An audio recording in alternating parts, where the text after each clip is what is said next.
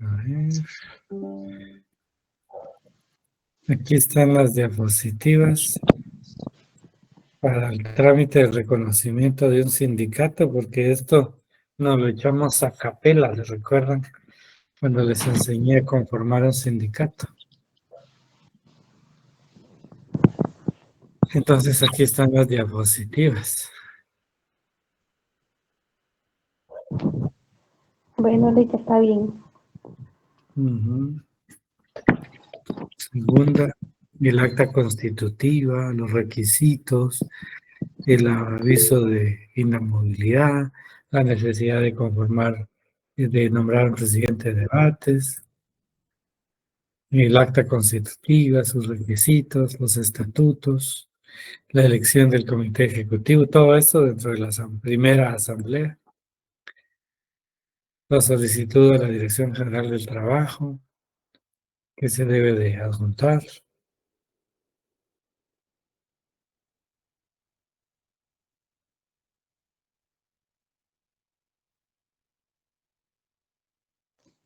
Es bastante, ¿vale? ¿Qué hace la Dirección General de Trabajo?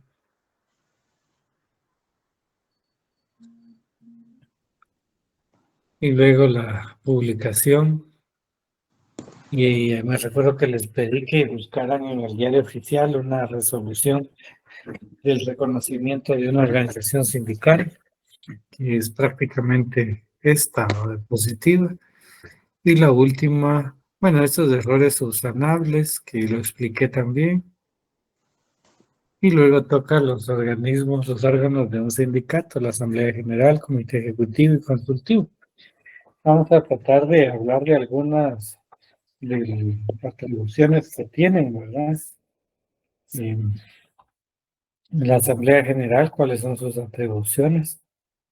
Elegir a los miembros del Comité Ejecutivo y Consejo Consultivo, ¿verdad? Por periodos no mayores de 2 años, ¿verdad? Entonces ya tiene un plazo, ¿verdad?, los miembros del Comité Ejecutivo. Lo malo es que se pueden reelegir, ¿verdad? Fíjese. Bueno, y todo eso fue lo que nos pasó en información para crearlo, ¿no? Hasta, les diría que hasta acá. Digamos que es hasta acá, ¿verdad? Está en la lógica de los documentos, ¿verdad? Pero ya esto, pues no, ¿verdad? Porque esto está en la ley, ¿verdad? Y entonces, pues ahí es donde viene el tema de por qué los miembros del comité ejecutivo tardan tanto en las organizaciones sindicales, ¿no? Y eso es derivado de que, pues en realidad no es tan fácil poder quitar a los miembros del comité ejecutivo, ¿verdad? Porque todo dependerá. Porque en el segundo dice, elegir, primero es elegir y en el segundo remover a los miembros, ¿verdad? Y todo se hace casi de conformidad con eh, los estatutos, y ahí establece cómo, ¿verdad? Y normalmente dicen, se puede remover a los integrantes del comité ejecutivo con las 2/3 de los integrantes. Y entonces hemos visto que hay organizaciones, digamos, las más discutidas a nivel nacional, es el del magisterio, ¿verdad? Imagínense que en sus estatutos diga que se puede remover con las 2/3 de sus miembros. Es un acto casi imposible, ¿verdad? Porque los maestros están distribuidos a nivel nacional y pues no van a venir, ¿verdad?, a dar su voto, ¿verdad? Entonces va a ser un poco difícil que pueda darse ese cambio, ¿verdad? Por ponerles un ejemplo, ¿verdad?, de cómo están funcionando los comités ejecutivos y por qué permanecen eh, tanto tiempo en los puestos, ¿verdad? Fíjense. Y entonces, pues esa es la atribución de la Asamblea. Aquí también aprobar la confección inicial y las reformas de los estatutos, ¿verdad? Porque la Asamblea, primera Asamblea es donde se redactan los estatutos y ahí está el fundamento. Aprobar en definitiva los contratos colectivos de trabajo, pactos, condiciones de trabajo y otros convenios de aplicación general, ¿no? Y eso significa que la asamblea es la que va a aprobar estos contratos, pactos y convenios, ¿no? Y por esa razón, la mayoría de los sindicatos debe de regresar a la asamblea para que cuando están negociando un pacto colectivo, debe regresar a la asamblea para que la asamblea dé la aprobación. Entonces, esa aceptación parcial que hace el comité ejecutivo con el empleador se llama una decisión ad referendum. Por eso está en esa literal D, ¿verdad? Y ad referéndum significa que no puede dar una decisión definitiva y que debe regresar con su máxima autoridad a pedir la autorización. Por supuesto que también puede decidir de manera definitiva, pero tiene que tener la autorización expresa de la asamblea para poder firmar de una sola vez estos instrumentos, ¿verdad? Pero debe constar por escrito. Fijar cuotas extraordinarias puede hacer la asamblea. También decidir de ir a la huelga una vez declarada legal o justa. Acordar la fusión con otros sindicatos y resolver en definitiva si el sindicato se adhiere a una federación. Aprobar o improbar proyectos de presupuesto anual que debe presentar cada año el comité ejecutivo e introducir las modificaciones que sean pertinentes. Aprobar y aprobar la rendición de cuentas que debe presentar el comité ejecutivo y dictar las medidas necesarias para corregir, ¿verdad?, los errores o deficiencias. Autorizar toda clase de inversiones mayores a 100 quetzales, es decir, cualquier inversión, ¿verdad? Porque ya no hay inversión de 100 ahora. Acordar por las 2/3 partes de la totalidad de los miembros del sindicato la expulsión de aquellos asociados que sean acreedores a esa medida, ¿verdad? Entonces imagínense que son 100,000, pensemos que son ni 100,000, ¿verdad? Son 30,000 afiliados, ¿cómo conseguir las 2/3 partes, ¿verdad? Otras expresamente que les confieren los estatutos o el código o su reglamento o que sean propias de su carácter de suprema autoridad directa del sindicato. Las resoluciones relativas a los asuntos contemplados en este artículo deberán acordarse con el voto favorable de la mitad más uno de los afiliados, que integren el quórum de la asamblea respectiva, salvo lo relativo a los incisos B y C de este artículo, que requiere el voto de las 2/3 partes.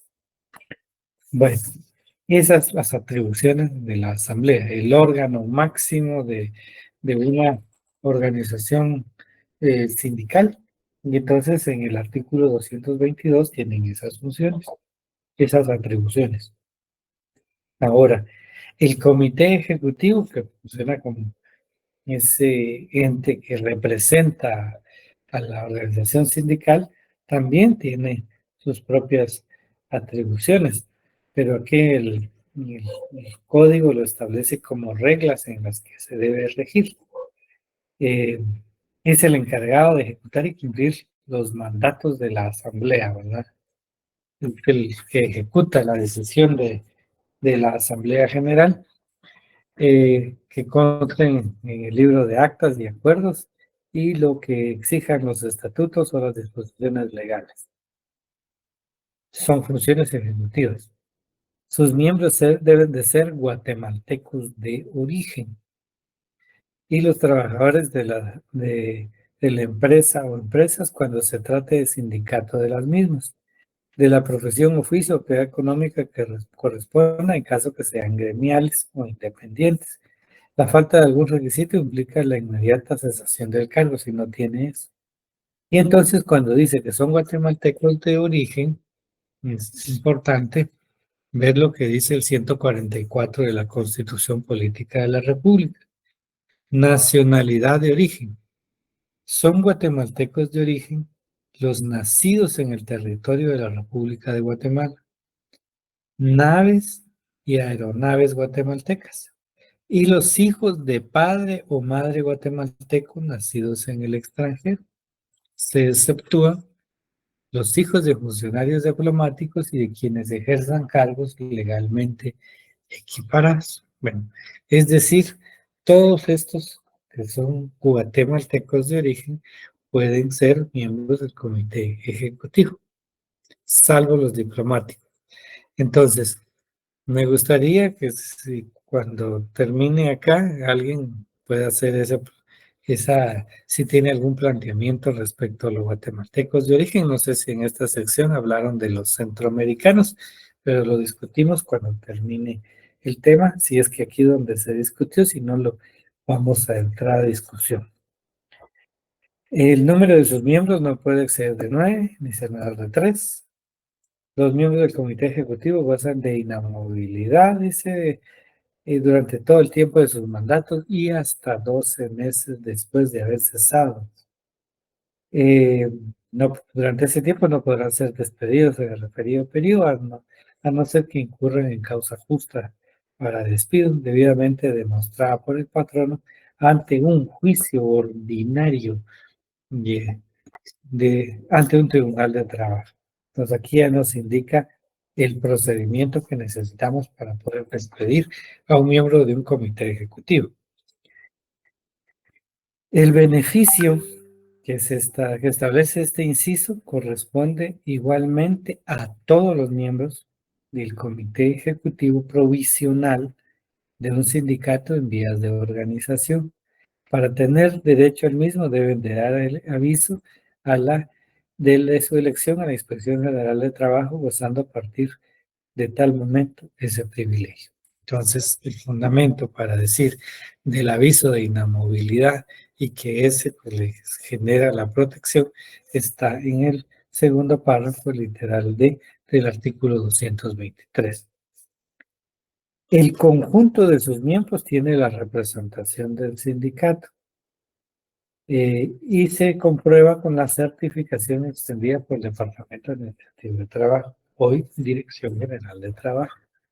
Sin embargo, el comité ejecutivo puede acordar por mayoría de las 2/3 partes del total de sus miembros delegar tal representación en uno o varios de ellos.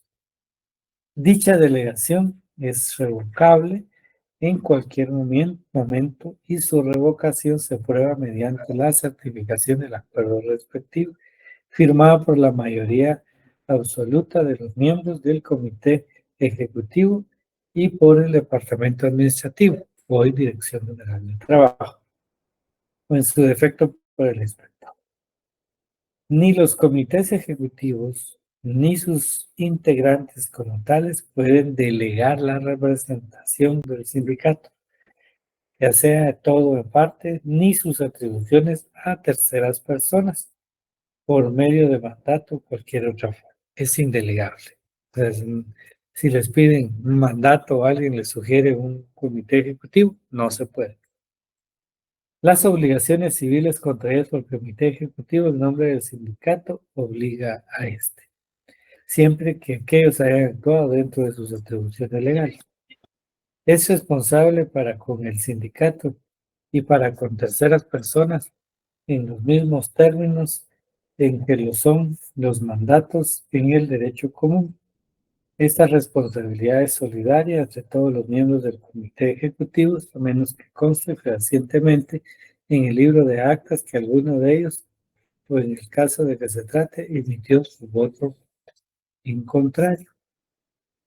Pueden representar judicial o extrajudicialmente a cada uno de esos miembros. Por eso es que ven que a veces en las audiencias se hacen acompañar de los miembros del comité ejecutivo. Lo pueden hacer.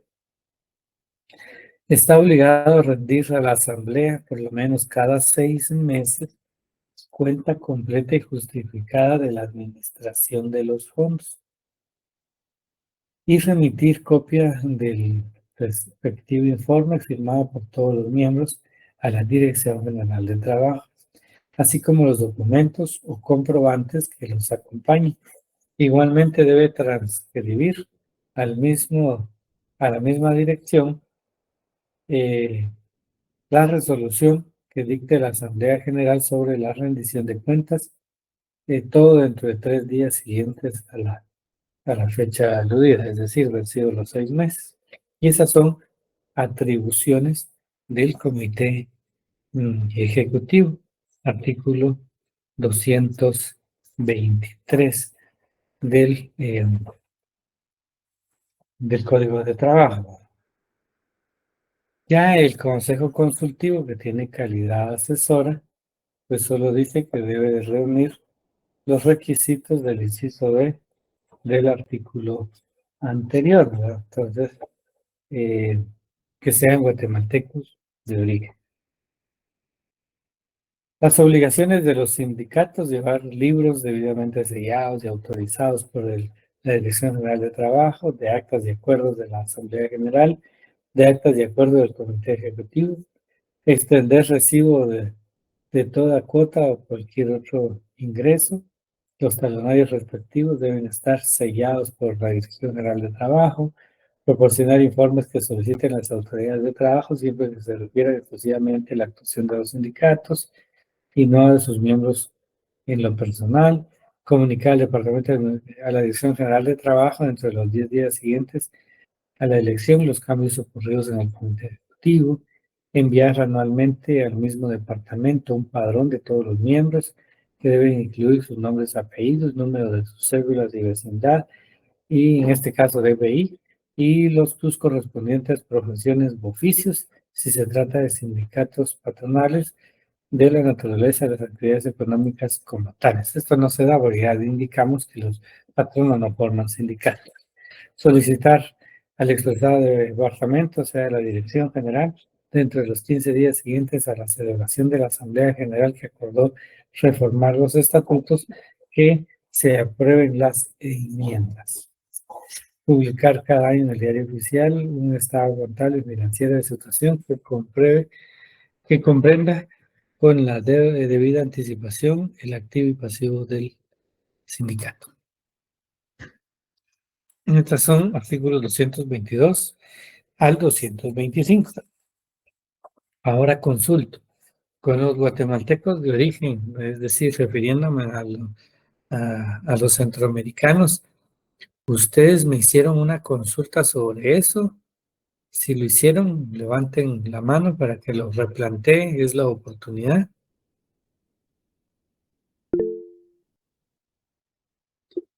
Ni Esther Gramajo. Buenas noches, licenciado. Sí, yo tenía una consultita en relación a, por ejemplo, aquí dice, bueno, en el artículo 144, que los diplomáticos no se toman en cuenta. Pero, por ejemplo, si una persona viene, por ejemplo, de otro país, de un país centroamericano, de Honduras, y viene en una aeronave, y en ese momento la persona está embarazada y da a luz, y nace en territorio guatemalteco.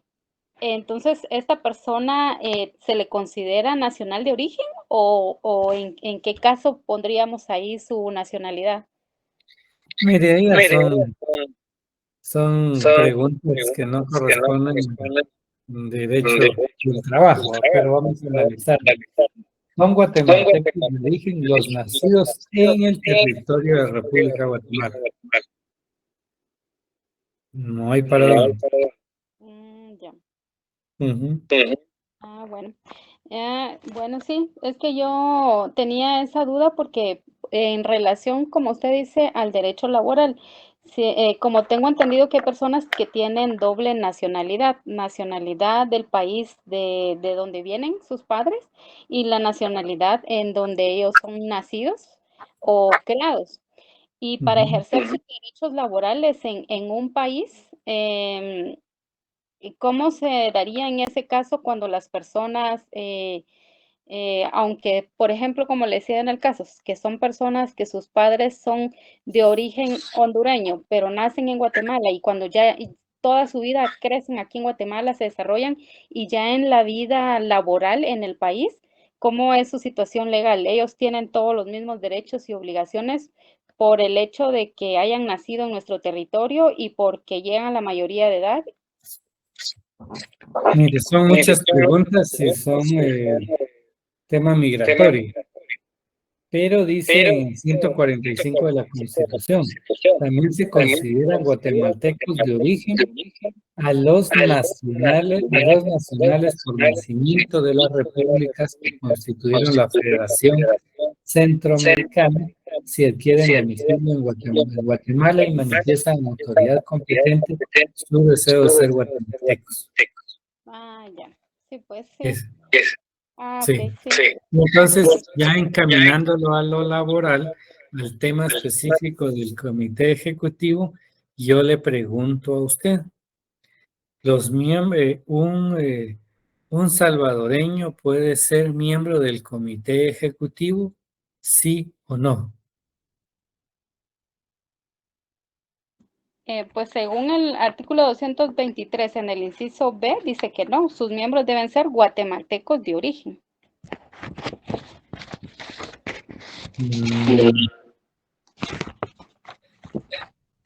No me dice usted. Pero si acabamos de leer aquí que los nacidos, ¿verdad? De las demás repúblicas que consideran la Federación Centroamericana son también considerados guatemaltecos de origen.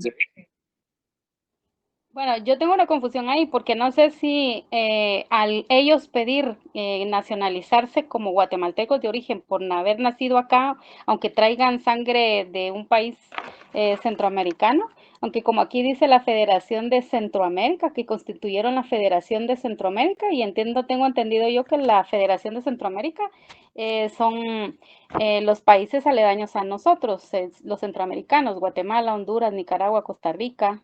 No sé si Panamá también incluye. Entonces, si hacemos el enlace del 145 con el 223, yo lo plantearía así. Si una persona, aunque sea de otro país, pero vivió acá, se nacionalizó como guatemalteco y pide su nacionalidad, según este artículo, sí pudiera ser es el funcionario e integración en el comité ejecutivo, pero si ella lo pide. Pero si no lo pide, no sé, tengo confusión ahí, no sé si realmente, si la persona aquí nació y pues sigue con sus credenciales de otro país, ¿verdad? Si es a nivel centroamericano, entiendo yo que sí, pero si fuera, por ejemplo, de otro país, Canadá o algo, que sus Cálmese, orígenes... cálmese, cálmese.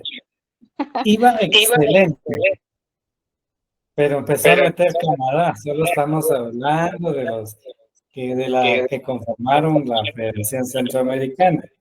Ajá. Porque en el artículo 144 de la Constitución indica quiénes son guatemaltecos de origen. Y el 223, literal B, dice que para ser miembros del comité ejecutivo se necesitan que sean guatemaltecos de origen.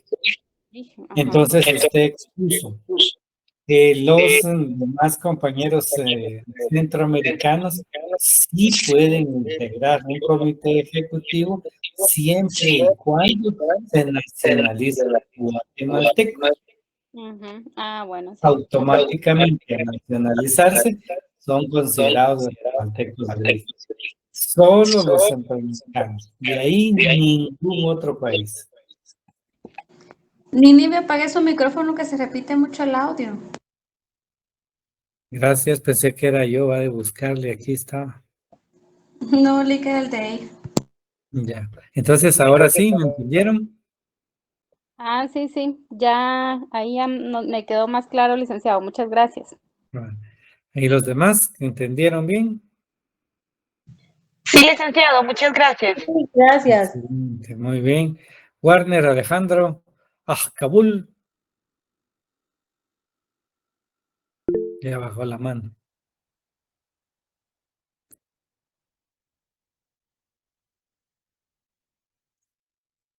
Bueno, no tiene dudas, Warner. Perdón, licenciado, yo solo con un asunto del examen extraordinario, pero si quiere, después de clases. El extraordinario. Sí, ya pasó usted, ya no hay examen. No, lo que pasa es que yo no lo pude realizar, entonces presenté mi hoja el último día, fue el día. Pero Me van a notificar, pero qué raro que no me notificaron. bien, yo mandé Ya se pasó No, a mí no me notificaron. Ya pasaron Eh, los 5 días, dentro de 5 días debía practicarse. Pero eso Yo es lo, tema aparte. Estamos en nuestro tema de, del curso. ok, Eso ok. es asuntos varios.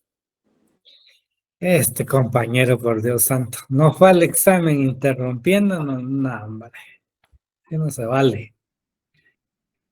¿Alguien más tiene una duda específicamente sobre este tema?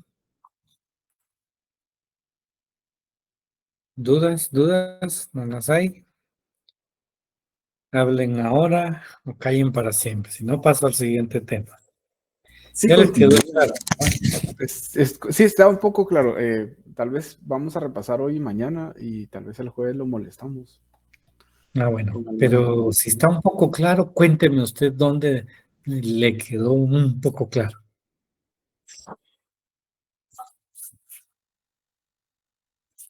Sí, como le decía, yo tengo que repasar ahorita las funciones de Mm, cada uno. bueno, son muchas funciones, dice usted, ¿verdad?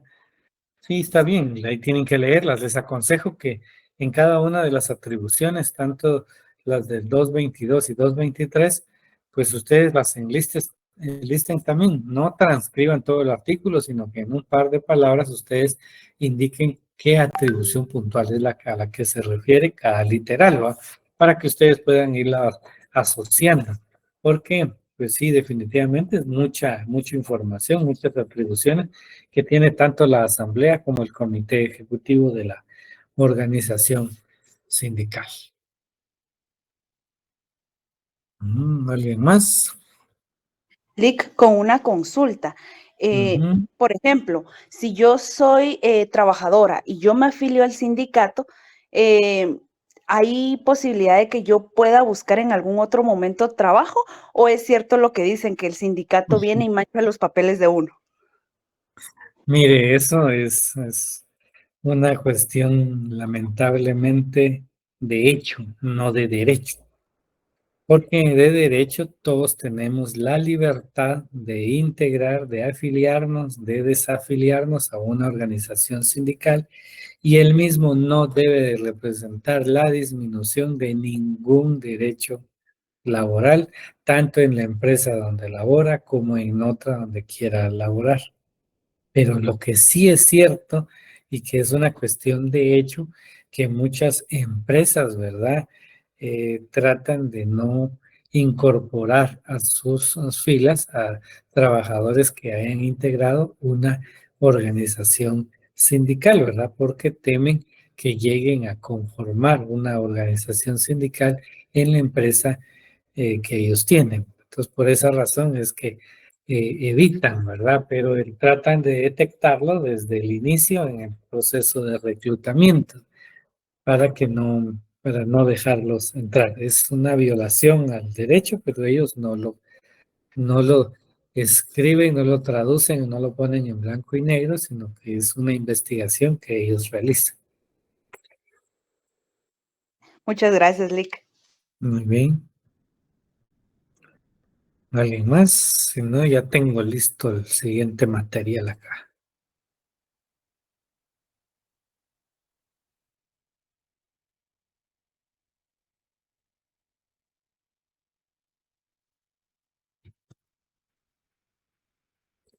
El siguiente tema, ahorita se los voy a compartir, está muy relacionado con ese asuntito que me consultaron ahorita, ¿no?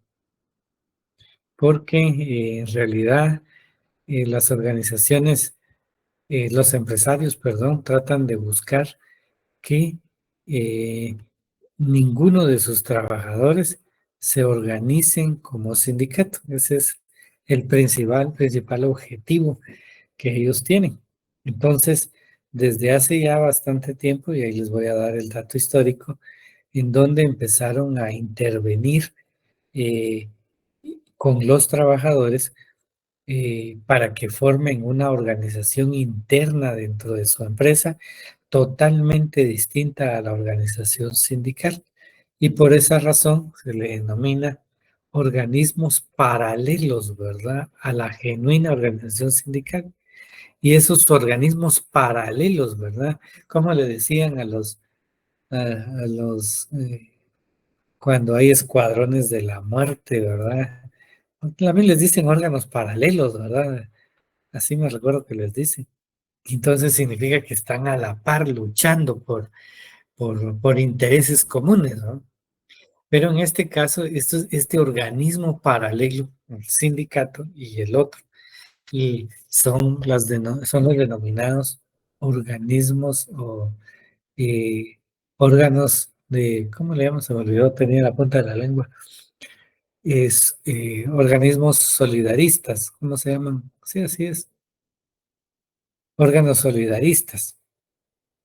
Y entonces, estas organizaciones solidaristas son los que están empezando desde hace mucho tiempo a estar ya dentro del sistema, ¿verdad? Tratando de funcionar de una manera de hecho, ¿verdad?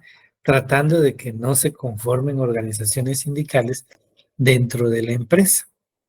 Entonces, estas organizaciones solidaristas, pues son prácticamente creadas por el empleador, les dan incluso apoyo para poder iniciarse, ¿verdad? Buscan que los trabajadores se organicen de tal manera que ellos presten un servicio hacia sus integrantes, un servicio como, por ejemplo, vender productos de la canasta básica al costo. Y muchas veces es el empleador quien lo consigue, se los coloca ahí, a él solo le pagan el costo, ¿verdad? Pero él lo hace para que los trabajadores se sientan parte de. También hay mecanismos para, les dice el empleador que van a tener un porcentaje de ganancias sobre metas de la empresa. En lugar de dárselos a los trabajadores de manera directa, se lo asigna a la organización para que ellos hagan un fondo que incluso puede ser fondo de retiro para los trabajadores, y entonces buscan cómo atraer al trabajador y que él no piense en que debe ¿cómo se llama?, de buscar una organización sindical. Lo que sí es cierto es que esta formulación tiene principios cristianos, ¿verdad? Vivir en armonía, en convivencia, y entonces, sí hay empresas que tienen este tipo de organizaciones muy bien estructuradas y buscan vender que es a través de ellas que obtienen mejores beneficios y que buscan que los trabajadores tengan un mejor nivel de vida, ¿no? Ese mejor nivel de vida traducido en préstamos, eh, y qué sé yo, venta de electrodomésticos al costo que no se logran encontrar en el mercado. Entonces, buscan mecanismos para que el trabajador se sienta atraído a la organización solidarista y entonces funciona, por eso le llaman organismos paralelos a la genuina organización. Definitivamente es una forma de debilitar la organización sindical porque en los lugares donde ya existe, pues nadie va a formar una organización sindical, ¿no? Entonces vean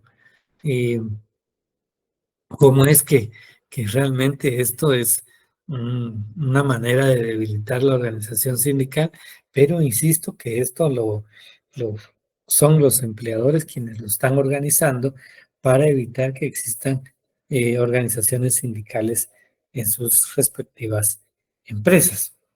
Entonces, ya todo lo que yo les comento, pues ya entienden que estas organizaciones solidaristas, pues son las que el propio empleador va formando para que no se organicen como un sindicato. Y esta ideología solidarista, pues es un pensamiento filosófico que promulga, ¿verdad?, la ausencia de diferencias entre patronos y trabajadores y que ambos pueden contribuir en pro del progreso del capital y la empresa. Entonces, a veces, pero realmente el verdadero sentido de la organización solidarista, pues ahora tiene mucha orientación, aunque sí, bueno, hay que reconocer que siempre tuvo el objetivo de evitar que se organicen como sindicatos, pero tuvo también un verdadero, digamos, propósito el de que los trabajadores también se sintieran bien, ¿verdad? Y elevar el nivel de vida. Entonces, este pensamiento filosófico, por eso dicen que busca que no existan diferencias entre patrono y trabajadores. Los efectos de estas organizaciones solidaristas, ya le indiqué, debilitamiento de sindicatos. Poco a poco se va destruyendo los sindicatos, hay ausencia de pactos, los trabajadores se dividen, es un instrumento del patrono, ¿verdad? Para no crear un sindicato. Se constituyen por aporte de los trabajadores, porque ellos van a ir aportando y van haciendo un fondo y entonces ellos se sienten que están contribuyendo más. A veces les digo, hay metas y el empleador se las traslada a esta organización y saben que están incrementando un fondo para cada uno de los trabajadores. ¿Dónde se originó esto? Y esto fue en Costa Rica en el año 1994 y se le atribuye la creación al señor Alberto Martín Chavarría, ¿verdad? Quien presentó la idea de nuevas relaciones de obrero-patronales, pues notoriamente distintas al sindicalismo, que es lo que se convirtió en lo que hoy conocemos como el solidarismo. Pretendió participación del trabajador en la empresa, creación del mecanismo de comunicación y para mejorar la calidad de vida del trabajador, no solo en la venta de productos al costo, sino que realmente buscar cómo mejorar la calidad de vida de los trabajadores. Y hay empresas, tal vez no de las nuestras, en donde los trabajadores pues sí han logrado esa calidad de vida. Esta tesis, pues su visión está determinada en el concepto propio del solidarismo, que es aquí les doy de conveniencia y es convivencia armoniosa, que siempre es que debe prevalecer. Los intereses obreros y patronos son comunes, ¿verdad? Aquí la tesis es que si se produce más para que al repartir la plusvalía sea mayor, el porcentaje que a veces los empleadores destinan, ¿verdad? Pero al final de año. El aprovechamiento económico recíproco solo ese aprovechamiento solo es posible mediante una relación armoniosa. El solidarismo, no el sindicato, indican que puede impulsar la filosofía solidarista, donde se afirma la unidad, la cohesión, la armonía, la no diferencia, la ausencia de conflicto y de lucha. En la escuela de Juan 23 tiene una aplicación de principios cristianos que se aplican a este modelo solidarista, ¿verdad? Porque es la convivencia armoniosa.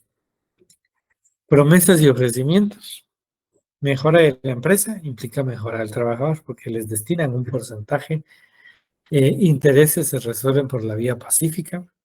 Hay estabilidad laboral. Hay creación de un fondo económico y es administrado por la junta directiva que necesita una inscripción. ¿Y qué inscripción va a ser esa? No va a ser de un sindicato, tendrá que ser de una asociación civil. ¿Cuáles son sus características? Es libre el ingreso, es voluntario, no es un sindicato e incluye a todos los trabajadores. No pueden negociar pactos. Los trabajadores de confianza sí pueden integrar estas organizaciones solidaristas.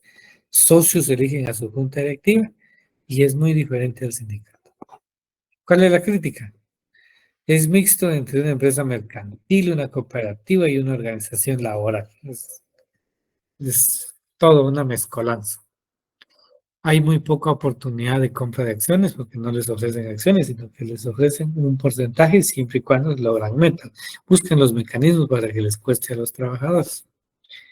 Y como consecuencia de todo esto, tienen que leer el convenio 87 de la OIT.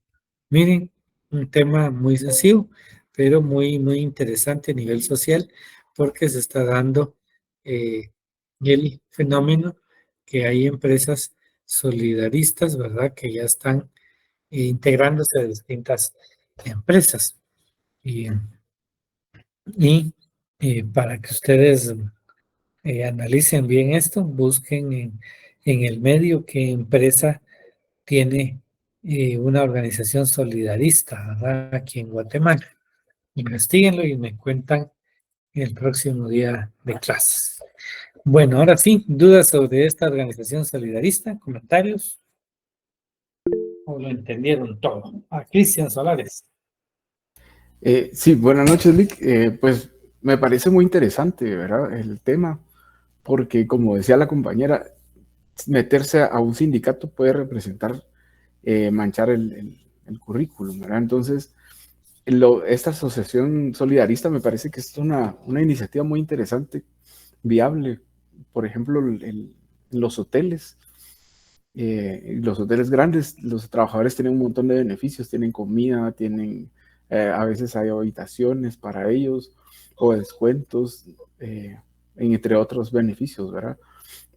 Casa Santo Domingo creo que tiene una empresa dentro de la empresa, que es que la manejan solo los trabajadores. Entonces a mí me parece más viable esta que tal vez hacer un como sindicato que pueda resultar abusivo y agresivo contra la empresa y que pueda terminar poniendo en riesgo el trabajo de todos los trabajadores, ¿verdad? Como pasó con Embutidos Bremen, por ejemplo, ¿verdad? Que tienen todavía ahí su pugna entre ellos.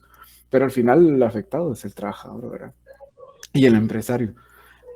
Entonces, tal vez un sindicato se aplica como para instituciones muy grandes o donde el dinero es abundante y no hay problema, ¿verdad?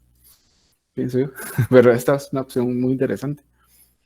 No, definitivamente muy interesante, pero en realidad, como les dije, tiene una visión filosófica y con principios cristianos, ¿verdad? El objetivo es que también el trabajador mejore su calidad de vida. Entonces, si eso es así, la empresa debe estar consciente que no va a utilizar nada más esta organización solo para evitar que no se organicen, porque tiene que estar buscando mecanismos para que el trabajador realmente se sienta a gusto, ¿verdad?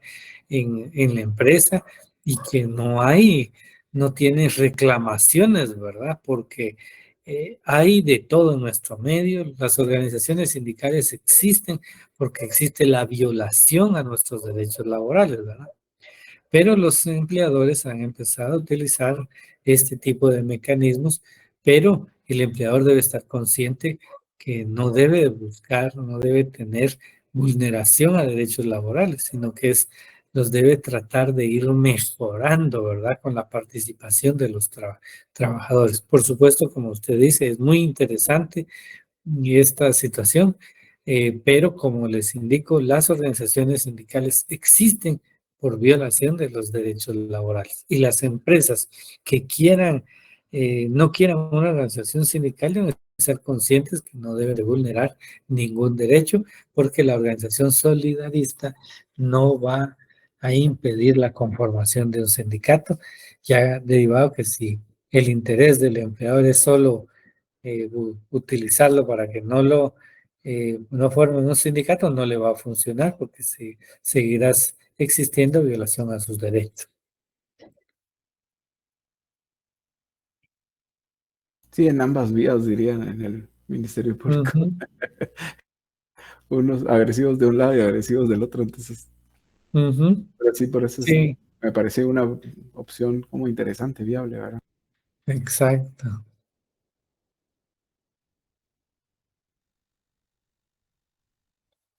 ¿Alguien más? Licenciado, buenas noches. Mm, Buenas Este noches. tipo de, este tipo de organizaciones las hacen directamente los trabajadores o también el patrón. No, el asunto Consulto, es el empleador quien lo forma, ¿verdad? Por supuesto, con trabajadores de su confianza, ¿verdad? Eso realmente es una creación propia de los empleadores y por eso les decía que el interés es que no formen un sindicato y él prefiere formar su propia organización solidarista, pero debe estar consciente de realmente para qué es esa organización solidarista, de lo contrario no le va a funcionar. Consulto porque en mi trabajo a veces nos dan, de parte del empleador, ¿verdad? Nos dan unos cupones para que podamos canjearlos en algunos comercios con unos descuentos especiales. ¿Tiene algo que ver con esto? No, esos son beneficios, ¿verdad? Que el empleador quiere dar, ¿verdad? Para que se dé esta situación debe de existir una organización de trabajadores que se autodenominen organizaciones solidaristas. Ah, muy bien. Gracias, licenciada. Muy bien.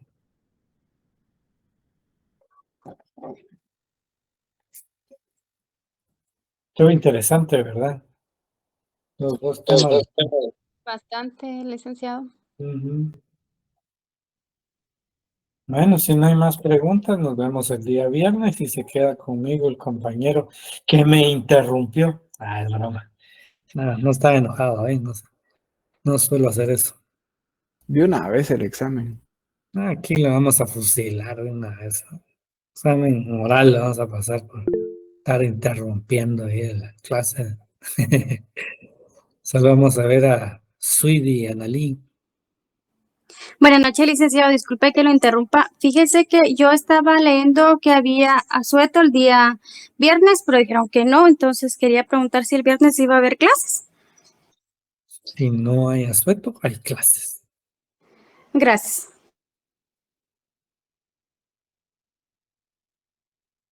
Ojalá hubiera, iban a decir ustedes.